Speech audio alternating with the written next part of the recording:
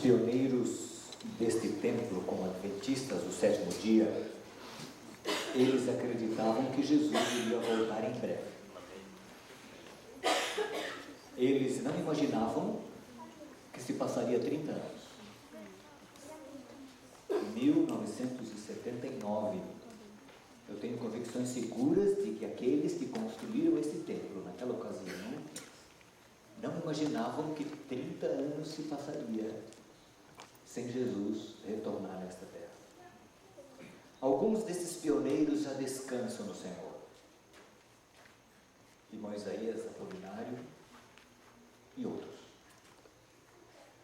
Outros que se envolveram na construção, infelizmente, abandonaram a sua fé. E um bom grupo ainda permanece aqui, firme na esperança de que Jesus vai voltar completo, em breve.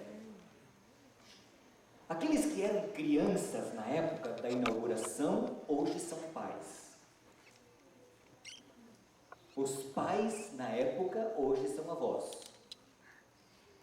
E os avós que ainda vivem, hoje são bisavós. E Jesus ainda não veio. Nesses 30 anos, muita coisa mudou. Na igreja e no mundo. 30 anos depois, a igreja do Riacho tem uma nova geração. São membros compostos por nascimento biológico e por nascimento espiritual. Em 1979, quando essa igreja foi inaugurada, não havia computadores nem celulares. Ninguém sabia o que era internet e a televisão colorida era privilégio de poucos. Aqui em São Paulo se comprava no MAP, a loja de departamentos que fazia parte do point de compras da cidade. Há 30 anos não havia CDs, nem DVDs, os discos eram bolachões de vinil e as gravações caseiras eram feitas em fitas cassetes, lembra? Também não havia VHS, porque ele só se popularizou no Brasil na década de 80. Em 79, quando essa igreja foi inaugurada, o Brasil era governado pela ditadura militar. Em 15 de março daquele ano, assumiu o poder o general João Batista de Figueiredo, substituindo o general Ernesto Castro. 1979 foi o Ano Internacional da Criança e o ano da criação do estado do Mato Grosso do Sul. Também foi o ano em que a Dama de Ferro, Margaret Thatcher, assumiu o poder como primeira-ministra da Inglaterra. Em julho de 79, Saddam Hussein se torna presidente do Iraque. E Madre Teresa de Calcutá recebe o Prêmio Nobel da Paz. Ambos já morreram. Alguns diriam que nesses 30 anos o mundo evoluiu. Outros afirmariam que ele regrediu. E a igreja? Percebe-se que o povo de Deus já não é o mesmo. Percebe-se uma espécie de acomodação. Parece que uma sonolência espiritual tomou conta da igreja, do povo de Deus. Parece que nos acostumamos com o estilo de vida de Babilônia e gostamos de viver no Egito. Ele já não nos assusta. Por que encarar o deserto se aqui existem carnes, cebolas, pepinos e alhos? Muita coisa mudou, para melhor e para pior. Porém, uma deveria permanecer bem clara e bem nítida na nossa mente: Jesus vai voltar. Amém. Os pioneiros desta igreja acreditavam que Jesus viria logo. Os arautos do rei cantavam: breve virá. A harmonia da música mudou, mas a mensagem continua a mesma. E eles ainda continuam cantando: Jesus breve virá. E vai voltar breve, muito breve. Ao se concluir uma discussão em sala de aula sobre a volta de Jesus, um aluno levantou a mão e perguntou ao professor: professor, quão breve é este breve? Que justificativas nós temos como adventistas para acreditar que a segunda vinda de Jesus será de fato breve, como entendemos a expressão breve? O professor pensou e respondeu: você sabia que Jesus anteviu uma tardança para a sua vinda? Isso aparece em várias parábolas, mas especialmente na parábola das 10 virgens. Veja lá, você conhece Mateus capítulo 25, verso 5.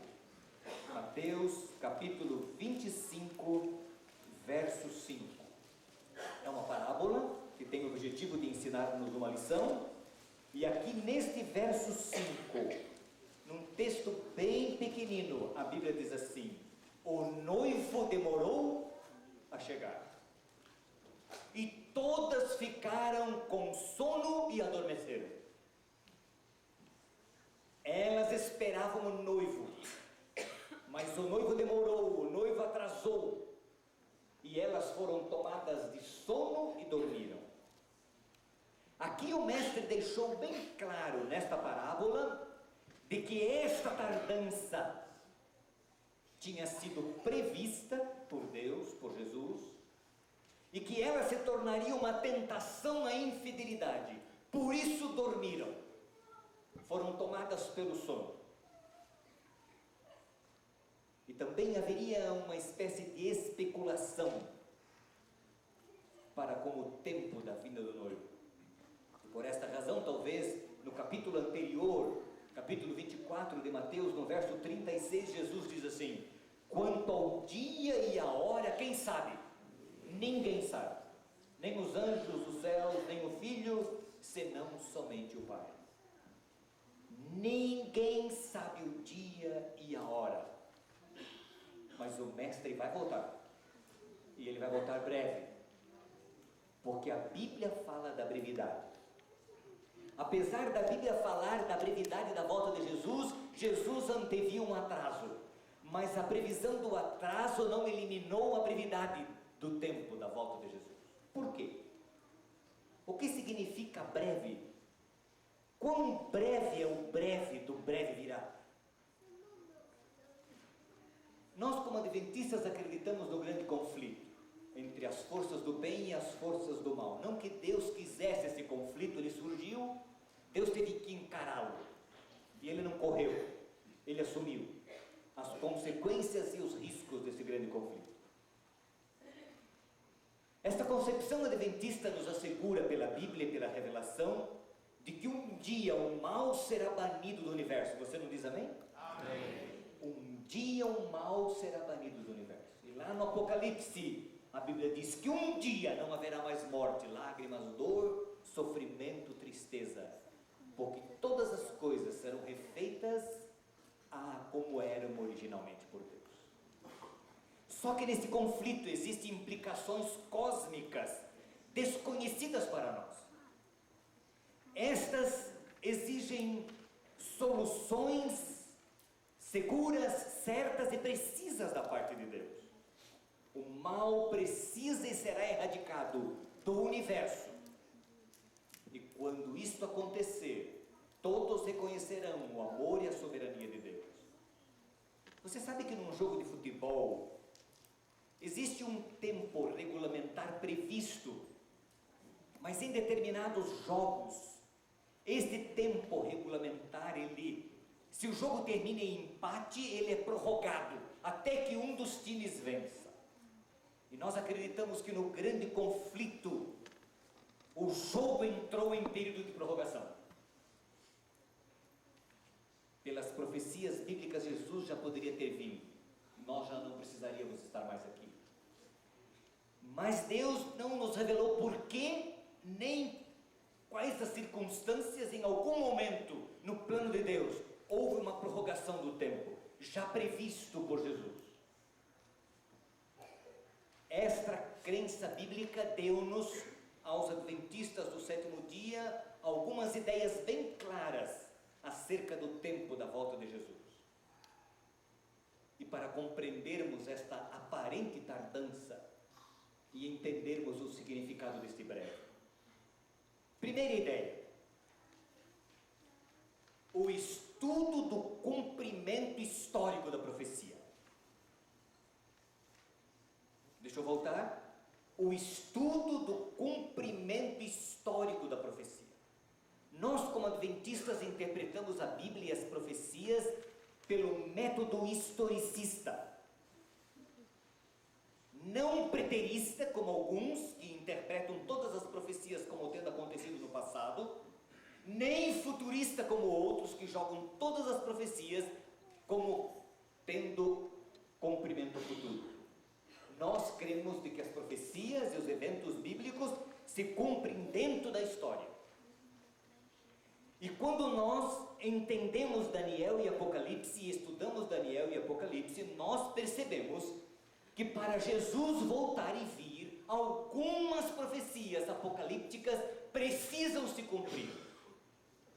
Por exemplo, a sanção da marca da besta e as implicações da besta e da sua imagem em Apocalipse 13 e depois 14. O alto clamor do capítulo 18 do Apocalipse, as 7 últimas pragas do capítulo 15 e do capítulo 16. As profecias cumpridas me ajudam a crer que estas haverão de se cumprir. Portanto, Jesus não vai voltar amanhã. Literalmente, Jesus não vai voltar amanhã. Espero não escandalizar ninguém. Jesus também não vai voltar semana que vem. Pelas profecias apocalípticas, Jesus não vai voltar no mês que vem. Jesus não vai voltar daqui a 6 meses. E provavelmente não volte daqui a 1 ano. Porque para Jesus voltar, estas profecias apocalípticas precisarão se cumprir antes. Que é o conflito, a guerra do Armagedon, o conflito entre a besta e o seu povo, o decreto dominical e outras coisas proféticas que você como adventista entende. Eu não sei o dia, eu não sei a hora, mas eu sei que Jesus não vai voltar amanhã, nem depois. Quão breve é este tempo? Segunda coisa que nós como adventistas compreendemos e que nos ajuda a entender o conceito da tardança é o tema da ceifa, que aparece no livro de Marcos, no capítulo 4, versos 26 a 29, que fala da semeadura. A semente foi semeada e no momento certo ela precisará ser ceifada. E aparece em Apocalipse 14 a 20, onde nós vemos o mestre com a foice na mão para colher a colheita da terra. Esses textos indicam que a segunda vinda só vai ocorrer quando a seara estiver madura e pronta. O que significa o amadurecimento da seara? Ela tem que ver com o caráter do povo de Deus, do Filho de Deus. Comentando o capítulo 4 de Marcos, verso 29, o espírito de profecia diz assim, quer ver? Cristo aguarda com fremente desejo a manifestação de si mesmo em sua igreja. Quando o caráter de Cristo se reproduzir perfeitamente em seu povo, então virá para reclamá-los como seus. Há um tempo previsto.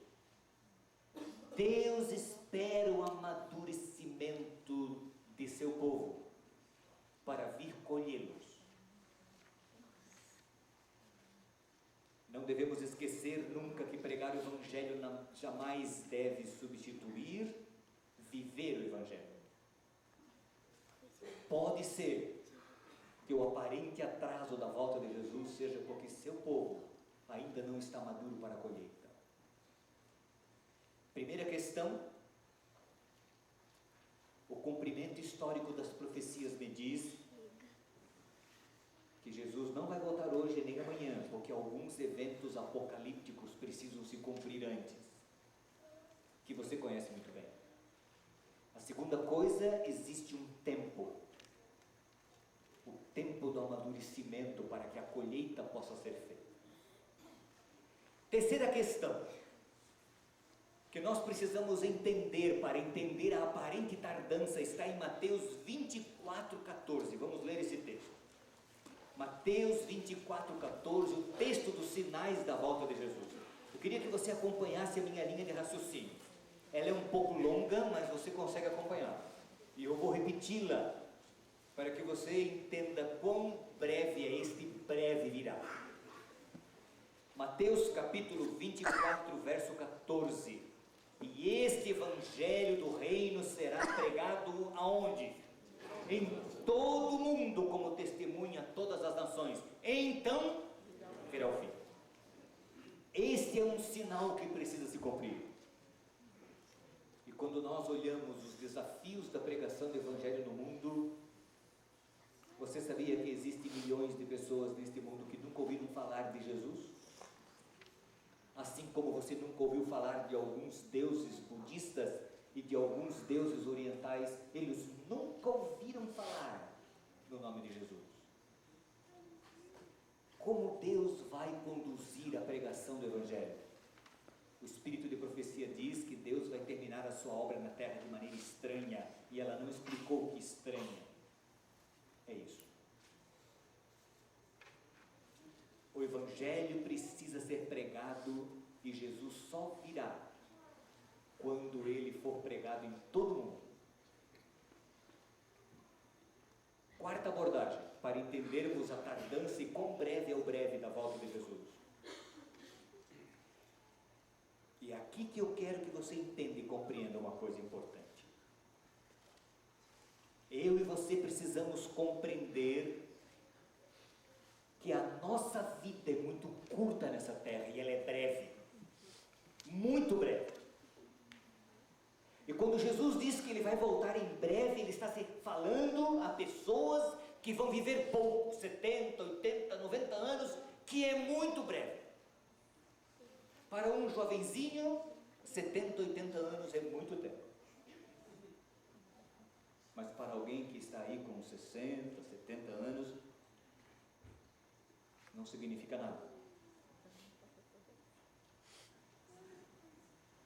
Quando eu converso com alguns jovens e digo para eles que eu tenho 50 e poucos anos, eles dizem: nossa pastor, como o senhor está velho. Aí quando eles me convidam para falar para os da terceira idade, os pastores jubilosos, né? E eles perguntam: pastor, quantos anos você tem? E eu digo: 56. Nossa, como o senhor está jovem, pastor. Ai, os meus 56 anos, como o senhor está jovem. O tempo, conceito de tempo. A nossa vida é muito breve, muito curta. A Bíblia diz que passa como um vapor, passa como uma erva que agora existe e daqui a pouco está murcha. E aí está a questão do breve virá. Quando Jesus falou: breve eu voltarei, e quando nós cantamos breve virá, embora Jesus tenha falado da tardança, embora Jesus tenha falado da demora, da espera e tenha previsto isto, embora nós saibamos pelas profecias que este breve virá, não é daqui a um mês, não é daqui a 3 meses, não é daqui a um ano, porque há profecias para se cumprir ainda. Eu não sei quanto tempo eu vou viver. E pode ser que eu morra daqui a pouco, e você também. E aí Jesus virá. Virá para você, naquele momento.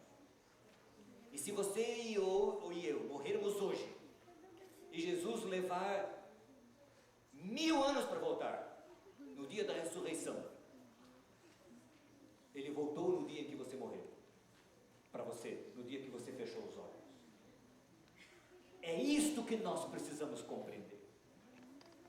O breve virá tem a ver conosco, com a nossa fragilidade de vida. É assim que nós temos que entender o breve. O apóstolo Pedro disse que nos últimos dias viria escarnecedores zombando e dizendo assim: esse Jesus não vai voltar. Eu já desde a época dos meus avós já falaram sobre isso. Você já viu isso? vai falando, alguém pode dizer, puxa, 30 anos essa igreja, Jesus ainda não veio? 30 anos ele não veio? Esse povo esperou Jesus há 30 anos, ele não veio? Vai voltar não, isso aí é coisa da cabeça de vocês que inventaram isso. E alguns desanimam, perdem a fé. Porque não é por essa perspectiva que a Bíblia fala da brevidade da volta de Jesus.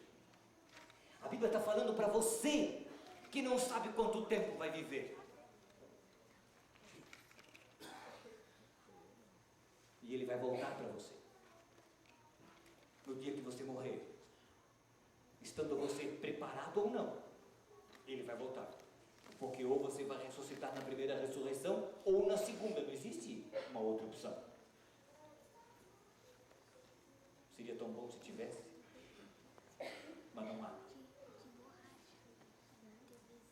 Por mais que isso incomode alguns, ou é 8 ou é 80. Ou é dentro da cidade ou é fora. Ou é vida eterna ou é morte eterna. Não tem outra opção. Os pós-modernistas, os existencialistas de hoje que gostam de acomodar doutrinas, gostam de acomodar ensinos, gostam de acomodar Deus do jeito deles, gostam de um Deus maleável, eu costumo dizer, Deus meleca, com todo respeito, ou lambreca, conhece a lambreca? Aquele brinquedinho de criança? Aquela massa que vai moldando na mão da criança, que a criança molda do jeito que quer. Tem gente que quer um Deus assim, uma religião assim. Eles querem uma religião moldável, que eles moldam do jeito deles, da forma deles, da maneira deles. Eles não querem ser moldados por Deus, eles querem moldar Deus. Para esse tipo de gente, os conceitos bíblicos de que Jesus vai voltar e de que existe só duas opções, ou a primeira ressurreição, ou a segunda, ou a vida eterna, ou a morte eterna, incomoda demais essas pessoas. E alguns preferem não se envolver com esse Deus, porque é muito complicado. É melhor um Deus que eu possa mover. É melhor um Deus que eu coloco dentro de um poço até que Ele arranja casamento para mim. Ou que eu vire ele de cabeça para baixo atrás de uma porta, até que ele arranje e ajeite a vida conjugal.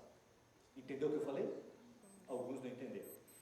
A despeito do tempo histórico no qual Jesus voltará, cada pessoa tem apenas uma vida para se preparar para a eternidade, e é essa que você tem. E quanto você tem, você não sabe. Meu pai estava na igreja no início da escola sabatina, sentiu uma dor intensa no estômago, e dali a poucos minutos ele estava morto.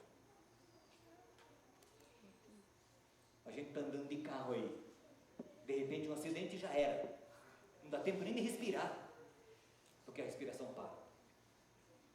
Quem garante? Esses dias eu fui dar um curso, e quando eu comecei o curso, um pouquinho antes, alguém falou: pastor, sabe quem estava inscrito para esse curso? Eu falei: não tenho ideia, o irmão fulano. Você percebeu que ele não está aqui? É mesmo. Pastor, domingo passado ele foi sepultado. De repente, estava em casa, de repente passou mal e morreu. Breve Jesus vai voltar. Acredite nisso. Esqueça o tempo de Deus. Esqueça as complicações, entre aspas, que Deus tem que resolver no universo. Isso é da alçada dele. Ele vai resolver as questões pertinentes a ele. A sua questão e a minha é estarmos prontos hoje, aqui e agora, esperando Jesus hoje. E não importa se ele vier daqui a 30, 40, 50 anos, não importa se a gente vier descansar no Senhor e ele ainda demorar 200, 300 anos para vir, na terceira, na quarta geração que ainda vier, não importa, não faz diferença. Ele voltou dos nossos dias. Quando os apóstolos ressuscitarem, quando Paulo, que foi decapitado, ressuscitar, para ele Jesus voltou nos seus dias. Ele não conheceu esse tempo. Isso não tem significado para ele. Quão breve é o breve da volta de Jesus. Por isso, no livro de Lucas, abra sua Bíblia lá, no livro de Lucas, no capítulo 12, aqui tem uma coisa muito linda que Jesus nos adverte. Lucas capítulo 12, verso 35 a 40. Palavras mais claras do que estas são impossíveis para ensinar esta verdade. estejam prontos para servir. Conservem acesas as suas candeias. Conservem acesas as suas candeias, a sua fé, a sua esperança. Conservem acesas as suas candeias. Sabe, a candeia é uma espécie de lampião que precisa ser espevitado. Lembra, alguém viveu essa realidade? Aqueles lampiões de querosene que você tem que espevitar para que como é que se chama o nome daquele negócio? O pavio fique sempre, né? Conserve acesa. Quem já viveu na roça sabe, fogão de lenha, você tem que estar sempre mexendo no fogo, sempre agitando as brasas, sempre arrumando, senão o fogo vai acabar. Deus diz: mantenha a sua chama acesa, não deixe a sua chama apagar, como aqueles que esperam o seu Senhor voltar de um banquete de casamento, para que quando ele chegar e bater, possam abrir-lhe a porta imediatamente. Felizes os servos cujo Senhor os encontrar o quê? Vigiando, quando voltar. Eu lhes afirmo que ele se vestirá para servir, fará que se reclinem à mesa e virá servi-los, mesmo que ele chegue de noite ou de madrugada. Felizes os servos que o Senhor encontrar preparados. Entendam, porém, isto: se o dono da casa soubesse a que hora viria o ladrão, não permitiria que a casa fosse arrombada. Estejam também vocês preparados, porque o Filho do Homem virá numa hora em que não esperam. O Filho do Homem virá para você no dia que você morrer, e esse dia você não sabe quando é. Jesus vai voltar literalmente um dia, quer as pessoas acreditem ou não. Ele vai voltar, mas ele pode voltar para você no dia que você morrer, e você precisa estar com a sua chama espevitada, com a sua lamparina acesa, esperando o Senhor a qualquer momento, a qualquer hora. O máximo de tempo que qualquer pessoa tem e para esperar Jesus é o período de sua vida, e ela é muito curta. Por isso Jesus falou: é breve. Ela é muito breve, e para muitos de nós ele provavelmente virá bem mais cedo do que nós imaginamos.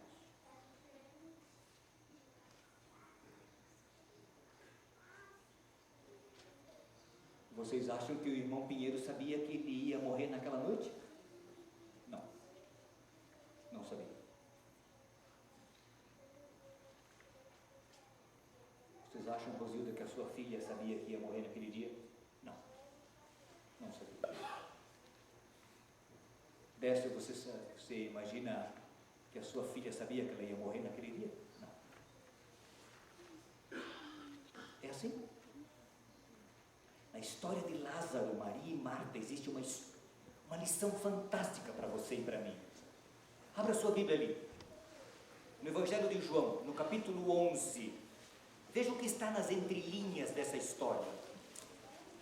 Vamos prestar um pouquinho atenção. Marta, Maria e Lázaro moravam em Betânia, uma cidade que ficava a 3 quilômetros de Jerusalém. Jesus era um amigo íntimo da família, gostava muito de visitar a família, dormia na casa deles, eles eram muito amigos. Pelo que parece, 3 irmãos solteiros: Lázaro, o homem da casa, e 2 irmãs, Maria e Marta. Verso 1. Havia um homem chamado Lázaro, ele era de Betânia, do povoado de Maria e de sua irmã Marta. E aconteceu que Lázaro ficou doente, ficou enfermo. Marta, sua irmã, era a mesma que derramava perfume sobre o Senhor e lhe enxugara os pés com os cabelos. Desculpe, Maria. Então as irmãs de Lázaro mandaram dizer a Jesus: Senhor, aquele a quem amas está doente.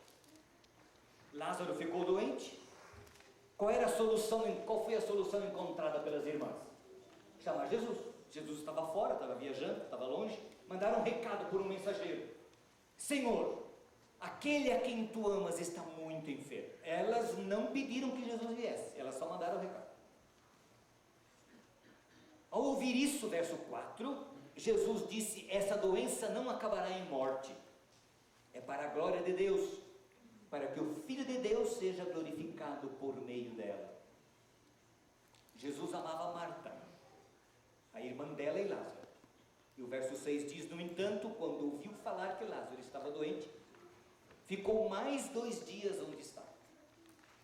A Bíblia não fala desse mensageiro, mas esse mensageiro voltou. Esse mensageiro voltou. Mas foi com recado: ó, aquele a quem tu amas está muito doente. O que ele ouviu de Jesus? Essa doença não é para a morte. Portanto, na cabeça dele, Lázaro não vai morrer. E ele voltou para Maria. A Bíblia não fala, não conta, mas eu imagino que esse mensageiro tenha voltado e elas tenham perguntado: e aí, cadê Jesus? O que ele falou? O que o mensageiro disse? Ele falou que essa doença não é para a morte. Mas daqui a pouco, Lázaro morre. E aí provavelmente vem o quê? A decepção. Provavelmente não, elas ficaram decepcionadas, porque quando elas encontraram-se com Jesus, elas falaram assim: Senhor, se estiveras aqui, meu irmão não teria morrido. Isso são palavras do quê? De decepção. Se o Senhor tivesse vindo, se o Senhor tivesse ouvido o nosso recado, se o Senhor tivesse nos escutado, ele não teria morrido. Elas ficaram decepcionadas. E agora diz, veja o que diz o verso. Depois, verso 7, disse Jesus aos seus discípulos: vamos voltar para a Judeia. E esses disseram: mestre, há pouco os judeus tentaram apedrejar-te, e assim mesmo vais voltar para lá?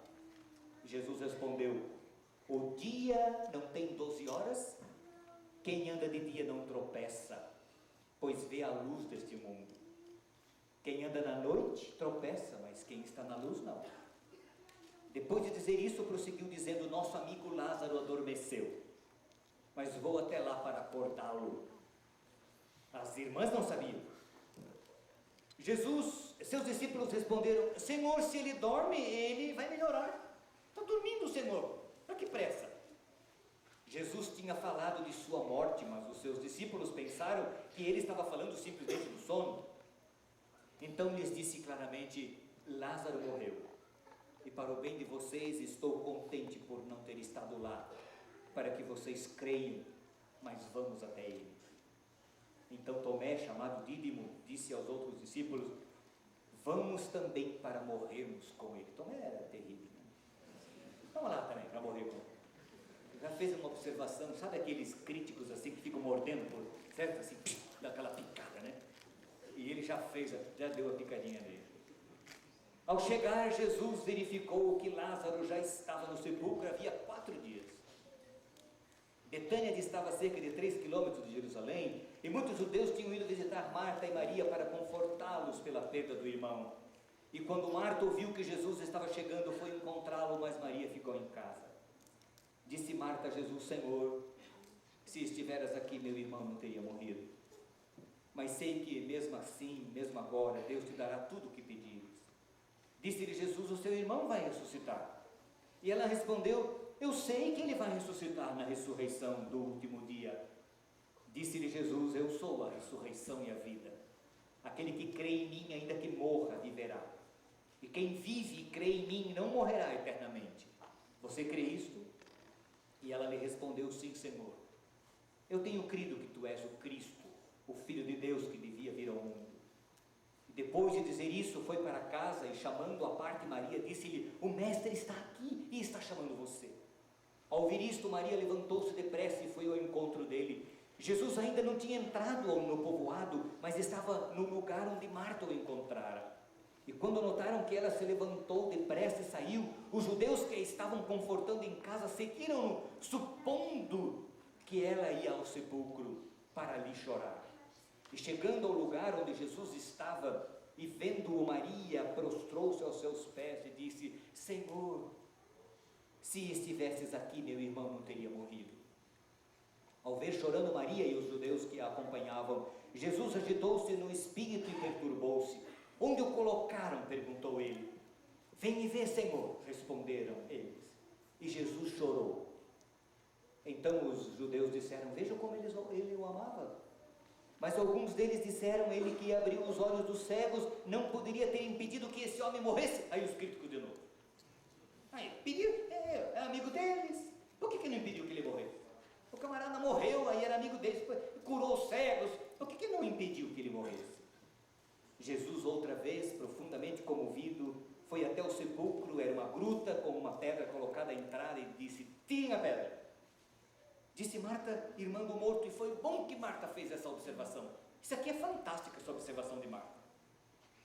Porque críticos poderiam dizer que foi um embuste de Jesus, que foi uma coisa, né? Não, Senhor, já cheira mal. Já faz 4 dias. Espero que você nunca tenha tido o desprazer de sentir o mau cheiro de um defunto. E um defunto de 4 dias, numa terra quente como essa aqui. E a observação dela foi pertinente. Senhor, não pode tirar a pedra, não pode abrir, porque se abrir ninguém vai aguentar aqui, não aguenta mesmo. Alguns conhecem essa história. Eu fui pastor num lugar lá no norte de Goiás, um povo muito carola, um povo muito supersticioso, e o menino era da igreja, e a mãe morreu no hospital da cidade onde eu estava, e ele pediu a minha ajuda, e lá no interior eu arranjei uma caminhonete emprestada de um irmão da igreja, arranjamos tudo, colocamos o caixão em cima da caminhonete, e andamos 80 quilômetros para a cidadezinha do interior, com esse caixão. A mulher tinha morrido de madrugada, estava doente vários meses no hospital, esse caixão em cima da caminhonete, pegando o sol do norte de Goiás, naquele calor. Chegamos por volta de 2 horas da tarde, 3 horas da tarde, lá no interior, uma cidade, uma currutela, um lugarejo pequenininho, um povo assim com dificuldades para compreender as coisas, uma família muito humilde, muito simples. E eu fui orientando e falei: olha, a mãe de vocês precisa ser sepultada hoje. Não, pastor, nós temos que velar o corpo, nós temos que rezar o terço de noite. Eu falei: não façam isso, vocês têm que sepultar a mãe de vocês hoje, dá tempo ainda. E lá o cemitério, cada dono de defunto abria sua própria cova, não tinha um negócio organizado, e eles contrataram alguém para abrir lá a cova já, certo? A cova já ficou aberta. E aí, quando foi por volta de umas 6 horas da tarde, eu disse: olha, o que eu tinha que fazer, chamei o filho, eu já fiz, não dá mais, agora eu vou embora, vocês são os parentes, resolvam. E fui embora, voltei para Paraíso, 80 quilômetros. No dia seguinte fiquei sabendo da história. Quando foi lá por volta de 9, 10 horas da noite, irmãos, não havia quem ficasse próximo daquela casa, nem do corpo, daquela casa. Foi um desespero tão grande. Sabe o que o povo fez? E agora? Quem é que vai levar esse defunto para o cemitério? Um povo supersticioso. Quem vai levar de noite esse corpo lá para enterrar? Quem? Acabou novena, acabou tudo, porque agora e agora? Aí contrataram uns camaradas lá, cada um bebeu meia garrafa de pinga para poder ficar forte, e foram fazer. Irmãos, é triste porque é um negócio insuportável. E Maria sabia disso, e Marta também. Por isso elas observaram para Jesus: Senhor, já faz 4 dias que ele está morto, não pode abrir, não podemos abrir. E Jesus olhou para ela e falou: escuta, espere e você vai ver. E agora,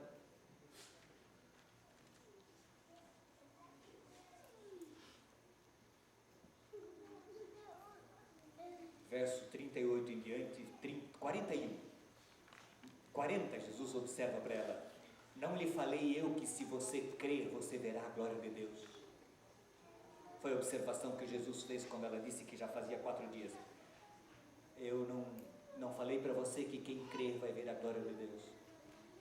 Então tiraram uma pedra. Jesus olhou para cima e disse: Pai, eu te agradeço porque me ouviste. Eu sei que sempre me ouves, mas disse isso por causa do povo que está aqui, para que creia que tu me enviaste. Depois de dizer isso, Jesus bradou em alta voz. E eu fico imaginando quão alta foi essa voz: Lázaro, vem para fora. Você sabe que a morte é a grande vitória do diabo, né? É a morte e a vitória do diabo. E Jesus olhou para aquele túmulo aberto e ele ordenou com a sua voz retumbante de Senhor e Mestre: Lázaro, sai para fora. E diz a Bíblia que Lázaro, o morto, saiu, verso 44, com as mãos e os pés envolvidos em faixas de linho, porque era assim que eles sepultavam os mortos, e o rosto estava envolto num pano. Disse-lhe Jesus: tirem as faixas dele e deixam-no ir. Vejam o que aconteceu. A tristeza, a insegurança e a dúvida de Maria e de Marta foram superadas por Jesus. Elas estavam ansiosas por vê-lo chegar. O irmão doente, frágil, Jesus não vinha, tinham mandado recado, Jesus não vinha. Elas clamaram, elas suplicaram, elas mandaram mensageiro. E Jesus não vinha, e Jesus não vinha. Eu fico imaginando aquelas irmãs olhando para a porta, olhando para o caminho o tempo todo, e Jesus não vinha, e Jesus não vinha, e o irmão morrendo, e o irmão morreu. E Jesus não veio. E quando Jesus vem, ó Senhor, ele morreu, se estivesses aqui não teria morrido. Quando Jesus veio, ele mudou a história daquela família. Sem demora Jesus vai voltar. Nos nossos dias ele vai voltar. Nem que ele não venha literalmente nos nossos dias, ele vai voltar nos nossos dias. O nosso período de vida, isto é breve. Jesus vai superar as expectativas dos seus filhos quando ele voltar.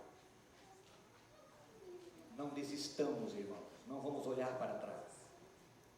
Jesus há de superar as nossas expectativas. No dia 27 de junho de 1976, 3 anos antes desse templo ser inaugurado, um avião francês que fazia a rota de Tel Aviv e Paris com uma escala em Atenas foi sequestrado. Aqueles que viviam nessa época lembram dessa história. Havia 246 pessoas a bordo. No dia 27, este avião se comunica com a torre de controle em um aeroporto na Líbia, pedindo combustível suficiente para voar mais 4 horas. Às 15 horas, a aeronave aterriza no aeroporto de Benghazi e apenas uma mulher é libertada, porque ela conseguiu convencer os sequestradores de que ela estava grávida e precisava de atendimento. O avião permaneceu no solo 6 horas, foi reabastecido e às 21 horas e 50 minutos ele voa, sobrevoa o Ceará, o Sudão, e aterriza no aeroporto de Entebbe, em Uganda, na manhã do dia 28 de junho de 76. Os reféns foram conduzidos para o prédio do antigo terminal do aeroporto. Na terça-feira, 29 de julho, uma mensagem vinda de Paris, que tinha sido divulgado pelas rádios de Uganda, revela os objetivos dos sequestradores: a libertação até 14 horas do dia 1º de julho de 53 terroristas, 13 detidos em prisões da França, Alemanha Ocidental, Suíça e Quênia, e 40 presos no Estado de Israel. Se as suas reivindicações não fossem atendidas, eles explodiriam o avião com todos os passageiros. Israel, a nação mais afetada, havia sempre deixado claro que não negociaria com terroristas, mesmo que seus cidadãos pudessem morrer. Em Entebbe, entretanto, parecia impossível que Israel pudesse reagir. Ali havia apenas 105 cidadãos ou reféns judeus. Na quarta-feira, 30 de junho, França e Alemanha afirmam que não soltariam os terroristas, e esta posição é a mesma do Estado de Israel. Idi Amin era o presidente sanguinário de Uganda, e ele estava por trás desse sequestro. Ele ameaçava executar os reféns, e ele os visitava na prisão e diziam: eles não se importam com vocês. Finalmente, Amin declarou que se em determinada data o governo israelita não concordasse com sua exigência, de soltar alguns prisioneiros palestinos, os reféns seriam mortos. Enquanto isto, Israel arquitetava um plano de libertação. As Forças Armadas preparam uma equipe de resgate. 2 aviões C-130 decolam rumo à África Oriental. Um dos aviões levava a equipe de resgate, o outro transportava uma Mercedes-Benz, sedã preta e um Land Rover. Sem serem detectados, os aviões conseguem aterrissar no aeroporto, em Uganda. Os veículos foram descarregados e a equipe de resgate entrou no Land Rover. Na Mercedes-Benz estava um homem parecido com o presidente de Uganda, Idi Amin. O carro era igual ao que ele usava, adornado com a bandeira de Uganda e o brasão do país. Os veículos rumaram para o prédio onde estavam os reféns. Quando os soldados de segurança de Uganda viram o veículo em que estava o presidente, entre aspas, ficaram em posição de sentido e o saudaram. Ao pararem os veículos perto do prédio onde o presidente costumava estacionar, os guardas da segurança apressaram-se para abrir as portas da prisão. A equipe de resgate o seguiu e em menos de 10 minutos todos os reféns foram resgatados. Há 6.000 anos atrás, um inimigo sequestrou a nossa terra e desde então ele nos mantém reféns. Mas a boa notícia é que uma equipe de resgate está vindo para cá. E essa equipe é liderada por Jesus, o Príncipe Emanuel, o Rei dos Reis, o Senhor dos Senhores, o nosso Deus. Nosso resgate não será camuflado como esse da história. O nosso resgate será aberto. A Bíblia diz que todo olho o verá quando ele vier. Estamos quase no fim de nossa jornada e não devemos desistir. Nunca, nunca devemos desistir desta espera. Mesmo que em circunstâncias adversas possamos ter momentos de fraqueza e de desânimo, nossos olhos têm que estar sempre firmes em Jesus, o autor e o consumador de nossa fé. Amém.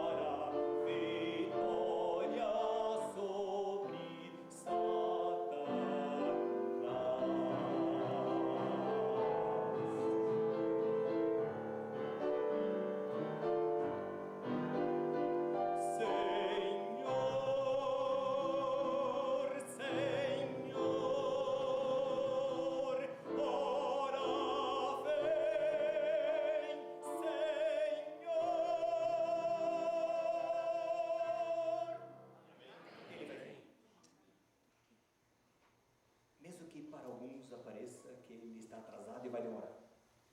Ou que está demorando. Ele vai vir. Porque o breve do breve virá é o breve da nossa vida. E por isso nós temos que estar prontos. Talvez ainda tenhamos que chorar algumas vezes, mas não devemos desistir. Talvez tenhamos que passar por tempos difíceis, tribulações, lutas, mas não desista. Quem sabe tenhamos algumas perguntas sem respostas, perguntas para as quais não encontramos solução, mas não devemos desistir. Podemos ser decepcionados por irmãos, por irmãs, mas não devemos desistir. Podemos até nos desapontar conosco mesmos, mas não devemos desistir. Hoje, exatamente hoje, Deus está convocando pessoas que não tenham medo de viver esta fé. No seu mundo, no seu habitat, na sua geografia, e proclamar pela mesma fé: em breve Jesus vai voltar. Porque Ele vai voltar. Quer as pessoas acreditem ou não, Jesus vai voltar. E vai ser logo e breve. Ele disse lá no Apocalipse: venho sem demora. E João respondeu: ora vem, Senhor Jesus. Há 30 anos esta igreja foi inaugurada. E eu tenho certeza que nossos pioneiros da época não imaginavam que nós estaríamos ainda aqui nessa terra 30 anos depois. Mas não importa. Para aqueles que descansam no Senhor, Jesus já veio para eles e veio breve. E para você, e para mim, eu não posso terminar sem fazer um convite para você. Esse convite não é para todas as pessoas. Não quero que todo mundo se levante. Eu não quero que você se levante porque todo mundo vai levantar. Mas eu queria fazer um convite para você. O convite de você dizer assim: Senhor, eu quero estar pronto cada dia. Cuida de mim, me proteja. Eu acredito, eu creio que o Senhor vai voltar. Mesmo que eu sofra, mesmo que eu tenha lutas, mesmo que eu tenha dificuldades, mesmo que eu tenha desafios no dia a dia, mesmo que haja perguntas para as quais eu não tenha resposta, e mesmo que eu não entenda o significado de todas as coisas, eu confio no Senhor e acredito que o Senhor vai voltar e quero estar pronto quando o Senhor vier. Quer você dizer isso para o Senhor? Eu queria que você ficasse em pé. Não quero que você fique em pé porque todo mundo está ficando. Quero que fiquem em pé aqueles que de fato estão dizendo: Senhor, eu quero estar pronto quando o Senhor voltar. Eu quero, não sei quando vai ser, mas eu quero estar pronto. Eu também quero estar pronto. Não é fácil viver nesse mundo, você sabe, nós sabemos. E às vezes nós ficamos decepcionados, até com Jesus e com Deus, como Marta e Maria ficaram. Mas não percam a fé. Jesus um dia falou assim: quando virdes estas coisas acontecer, levante ao alto a vossa cabeça, porque a vossa redenção está próxima, se aproxima. Que Deus preserve você, meu irmão e minha irmã, firme no Senhor, até o teu último suspiro, ou até Jesus voltar literalmente para você, porque Ele vai voltar. Nós vamos fazer uma oração, depois nós vamos cantar, não desistir. E eu queria que você cantasse com a força do seu coração: não desistir até Jesus voltar. Vamos lá. Senhor, aqui está o teu povo que acabou de tomar uma decisão, ficando em pé diante do Senhor, de que quer estar pronto e preparado no dia da volta de Jesus. Guarda essa nossa fé, preserva-a, Senhor, mesmo nos dias de lutas e dificuldades, que a gente nunca abdique dessa fé. Os pioneiros desta igreja, um dia nossos irmãos tiveram esta visão. Eles aguardaram Jesus e muitos descansam no Senhor aguardando a volta de Cristo, que nós também tenhamos essa mesma visão, tenhamos esse mesmo sonho, que vivamos, que trabalhemos, que façamos tudo o que deve ser feito nessa terra, sem perder o foco, que é Jesus, o autor e o consumador de nossa fé e a volta dele a essa terra. Amém. Preserva a nossa fé, a nossa intrepidez religiosa e as nossas convicções espirituais, pelo sangue e pelo nome de Jesus. Amém. Amém.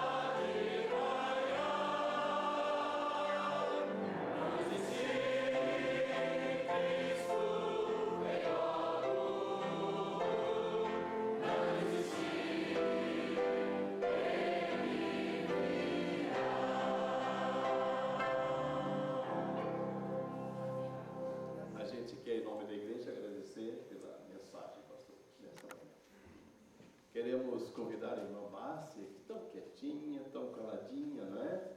Para que ela possa acompanhar o pastor Jorge Mário também, não é? E os irmãos querem lhe saudar lá na saída. Senhor, nosso Deus, nosso Pai, toma o teu rebanho nas tuas mãos. Que a tua bênção repouse sobre cada um deles. E que nós possamos estar prontos hoje e sempre